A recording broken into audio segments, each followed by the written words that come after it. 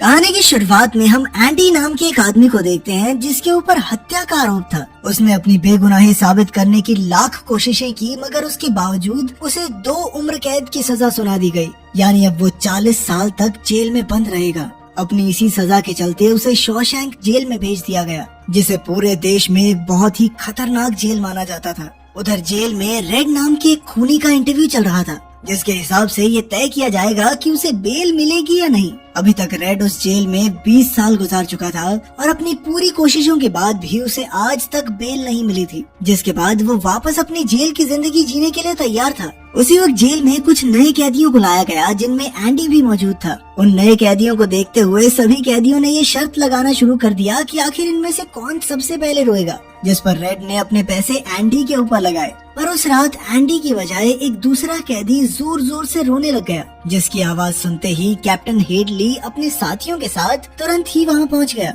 असल में हेडली को कैदियों को पीटने में बहुत मजा आता था और उसने उस रात बड़ी बेरहमी से उस कैदी को कई घंटों तक पीटा। अगली सुबह सभी कैदियों को ये खबर मिली कि हेडली की मार के चलते उस कैदी ने अपनी जान ही गंवा दी। कुछ दिनों बाद एंडी को ये पता चल गया कि रेड बाहर का सामान जेल के अंदर ला सकता था और इसीलिए वो एक दिन रेड से मिलने के लिए गया। अब एंडी चाहता था कि रेड उसके लिए एक ईंट तोड़ने वाले हथौड़े का इंतजाम करे। रेड को लग रहा था कि शायद एंडी इसका इस्तेमाल जेल से भागने के लिए करने वाला है, और एंडी ने इस बात से साफ इनकार कर दिया। जिसके बाद रेड ने इस काम के लिए हामी भरते हुए एंडी को सिस्टर्स नाम की एक गैंग से सावधान रहने को कहा, जिनका लीडर बॉग्स आए दिन कैदियों को परेशान करता था। कुछ दिनों बाद एंडी भी ये समझ गया कि अब बॉग्स की नजर उसके ऊपर है। अपनी कैद के शुरुआती दिनों में एंडी का ज्यादातर समय कपड़े धोने या फिर सिस्टर्स से लड़ने में जाता था, पर इसके बावजूद भी एंडी और रेड के बीच में दोस्ती हो गई। वो दोनों अपना ज्यादातर समय एक दूसरे के साथ बातें करते हुए ही बिताने लगे। और जैसे ही छत पर काम करने के लिए भर्ती शुरू हुई तो रेड ने जुगाड़ लगाकर एंडी और अपने बाकी दोस्तों को अपने पास ही बुला लिया। और एक दिन काम करते हुए एंडी ने सुना कि हेडली को इस बार काफी ज्यादा टैक्स भरना था, जिस वजह से वो काफी परेशान था।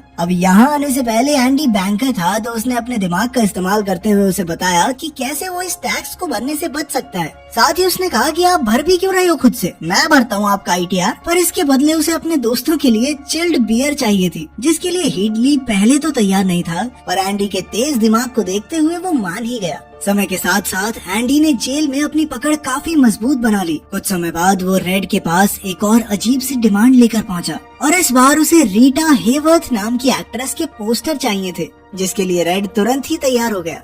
अगले दिन सिस्टर्स ग्रुप ने एक बार फिर से एंडी के ऊपर हमला कर दिया, पर इस बार एंडी ने डरने की बजाय बॉक्स को धमकी देना शुरू कर दिया, जिससे बॉक्स और उसके साथी दोनों ही डर गए। पर एंडी को छोड़ने से पहले उन्होंने उसे काफी पीटा, जिसके चलते बॉक्स को 1 महीने के लिए अकेले अंधेरे कमरे में बंद कर दिया गया। और जैसे ही वो बाहर निकला तो हेडली ने उस पर इतना भयंकर हमला किया कि बॉक्स हमेशा के लिए अपाहिज हो गया। उधर जब एंडी जेल हॉस्पिटल से वापस आया तो रेड और उसके साथियों ने उसे कुछ पत्थर और उसी एक्ट्रेस रीटा का पोस्टर तोहफे में दिया। उधर जेल वार्डन सैमुअल को भी एंडी के तेज दिमाग के बारे में पता चल गया, और एक दिन छानबीन के बहाने वो एंडी से मिलने के लिए आया, जो उस वक्त बाइबल पढ़ रहा था। ये देखकर सैमुअल काफी खुश था, और छानबीन के दौरान भी कुछ नहीं मिला, जिसके बाद सैमुअल चुपचाप वहाँ से चला गया। अगले दिन एंडी को पता चला कि उसे अब जेल की लाइब्रेरी में ब्रुक्स नाम के कैदी के साथ काम करना था, और इसके बदले में वो पुलिस वालों की टैक्स बचाने में मदद करने वाला था। और जल्द ही उसे जेल की लाइब्रेरी को और बड़ा करने का आइडिया आया, और वार्डन से सलाह करने के बाद उसने सरकार को चिट्ठियाँ लिखकर इसके लिए पैसे की मांग की।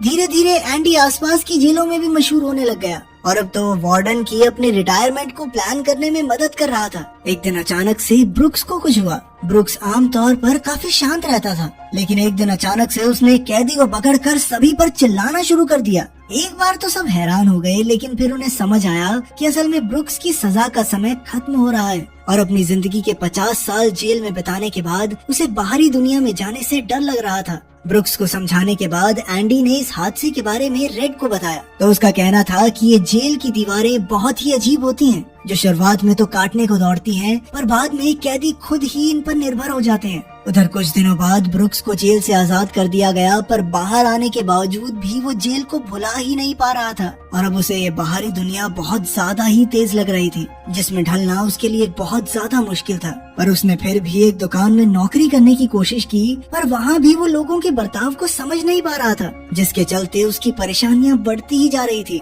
और फिर एक दिन ब्रुक्स इस बदलाव को और नहीं सह पाया। उधर एंडी को जेल में 6 साल बीत गए थे और एक दिन उसकी लिखी हुई चिट्ठियों के चलते जेल को आखिरकार अपनी लाइब्रेरी बड़ी करने के लिए पैसे भी मिले और साथ ही उन्हें कुछ पुरानी किताबें और पोस्टर्स भी दिए गए, जिनको देखते हुए एंडी की नजर एक बहुत ही मशहूर गाने की सीडी पर पड़ी और अब वो सभी कैदियों को वो गाना सुनाना चाहता था और इसीलिए अपने साथियों के साथ मिलकर उसने वार्डन को बाथरूम में बंद करके इस गाने को जेल के स्पीकर्स पर बजा दिया, जिसकी आवाज कानों में पड़ते ही खूंखार से खूंखार कैदी एकदम शांत हो गया। पर एंडी की इस हरकत की वजह से उसे 2 हफ्तों के लिए अकेले अंधेरे कमरे में डाल दिया गया। उधर जेल में अपने 30 साल पूरे करने के बाद रेड एक बार फिर से अपने पैरोल के इंटरव्यू के लिए गया, लेकिन हर बार की तरह उसकी ये कोशिश भी नाकामयाब रही और उसके इस मूड को ठीक करने के लिए एंडी ने उसे एक पोस्टर तोहफे में दिया। सरकार ने अब लाइब्रेरी का बजट कई गुना बढ़ा दिया था, जिसे एंडी काफी अच्छे से इस्तेमाल करके एक बेहतरीन लाइब्रेरी बनाना चाहता था, जिसका नाम वो अपने साथी ब्रुक्स के नाम पर रखने वाला था। अब एंडी ने बाकी कैदियों को भी पढ़ाना लिखाना शुरू कर दिया था, ताकि जेल से निकलने के बाद उन सभी के पास अच्छी नौकरियां हों। वहीं दूसरी ओर वार्डन सैमुअल एंडी के दिमाग का फायदा उठाकर दिन पर दिन और अमीर होता जा रहा था। साथ ही उसने कैदियों का इस्तेमाल लेबर की तरह भी करना शुरू कर दिया था। इधर सैमुअल के काले पैसे को छुपाने के लिए एंडी ने अलग अलग बैंक्स में खाते खोले थे और ये सारे खाते रैंडेल नाम के एक आदमी के थे, जो असलियत में कोई था ही नहीं। ऐसा इसलिए किया गया था ताकि अगर पुलिस छानबीन भी करे तो उन्हें रैंडील पर शक हो, ना कि वार्डन पर। कुछ सालों बाद टोनी नाम का एक कैदी सिर्फ 2 साल की सजा काटने के लिए जेल में आया। टोनी बहुत ही हंसमुख स्वभाव का था, जिसके चलते वो बहुत ही जल्द एंडी और रेड का दोस्त बन गया और एक दिन टोनी ने एंडी से अपनी हाई स्कूल डिग्री पूरी करने के लिए मदद मांगी, जिसके लिए एंडी तुरंत ही तैयार हो गया और कई महीनों तक मेहनत करने के बाद आखिरकार टोनी अपने एग्जाम के लिए बिल्कुल तैयार था। पर एग्जाम के बीच में ही उसे गुस्सा आ गया और उसने अपनी आंसर शीट डस्टबिन में फेंक दी। पर एंडी ने इसके बावजूद भी उस आंसर शीट को निकाला और एजुकेशन बोर्ड को भेज दिया। एग्जाम के बाद बातचीत के दौरान टोनी ने बताया कि एक दूसरी जेल में उसे एक आदमी मिला था, जिसने एक गोल्फर और उसकी प्रेमिका की हत्या का सारा इल्जाम एक मासूम बैंकर पर डाल दिया था। उसकी ये बात सुनते ही एंडी समझ गया कि इस हादसे का मासूम बैंकर कोई और नहीं बल्कि वो खुद था। एंडी ने तुरंत ही वार्डन के पास जाकर अपने लिए एक नए ट्रायल की मांग की, जिसमें वो चाहता था कि टोनी को एक गवाह बनाया जाए। पर सैमुअल को डर लगा कि अगर ये बाहर चला गया तो मेरा फायदा कौन करेगा, और इसीलिए उसने इसके लिए साफ इनकार कर दिया और साथ ही उसने एंडी को एक अंधेरे कमरे में 1 महीने के लिए बंद कर दिया। कुछ दिनों बाद टोनी को उसकी हाई स्कूल डिग्री भी मिल गई, जिसके बाद उसे जेल से बाहर ले जाया गया, जहां हीडली ने उसे जान से मार दिया ताकि वो एंडी की मदद ना कर सके।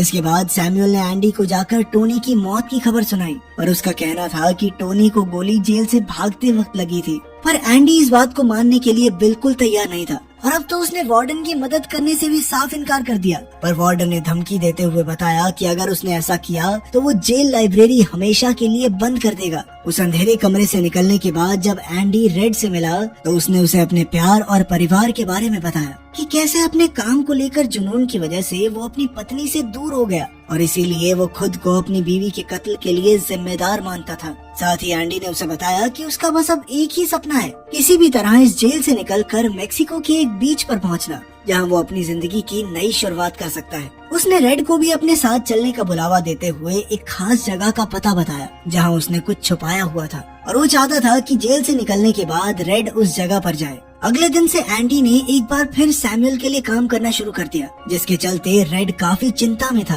और तभी उसे पता चला कि एंडी ने बाकी कैदियों से 6 फुट लंबी रस्सी का जुगाड़ करने को कहा था और ये बात सुनते ही रेड काफी ज्यादा डर गया। अगली सुबह जब एंडी अटेंडेंस के लिए नहीं पहुंचा तो कुछ देर बाद ही पता चला कि वो जेल से भाग गया है। असल में उसने रॉक हैमर की मदद से एक गुफा बनाई थी, जिसे उसने उस एक्ट्रेस के पोस्टर से ढका हुआ था और दीवार से निकलने वाली मिट्टी को वो अपनी जेब में भरकर ग्राउंड में खाली करता था और बीती रात एंडी ने वार्डन के कई सारे जरूरी कागज और किताबें एक बैग में रख ली थी, जिन्हें वो अपने साथ ही ले गया। इधर जब सैमुअल और उसके साथी एंडी को ढूंढने में लगे थे, उसी वक्त एंडी ने वार्डन के सभी बैंक्स में जाकर रैंडील बनकर सारे पैसे निकाल लिए और साथ ही उसने वार्डन के काले कारनामों के सबूत भी एक मीडिया हाउस तक पहुंचा दिए, जिसके बाद चारों तरफ वार्डन के कारनामों की वजह से हड़कंप मच गया। साथ ही हेडली को टोनी के कत्ल के इल्जाम में पकड़ लिया गया और साथ ही उनके बाकी साथी भी फंस गए। पर जैसे ही पुलिस वार्डन को पकड़ने के लिए उस तक पहुंची तो वो गोली से मारा गया। खैर कुछ समय बाद रेड को एक पोस्ट कार्ड मिला जो उसके पुराने दोस्त एंडी ने ही भेजा था,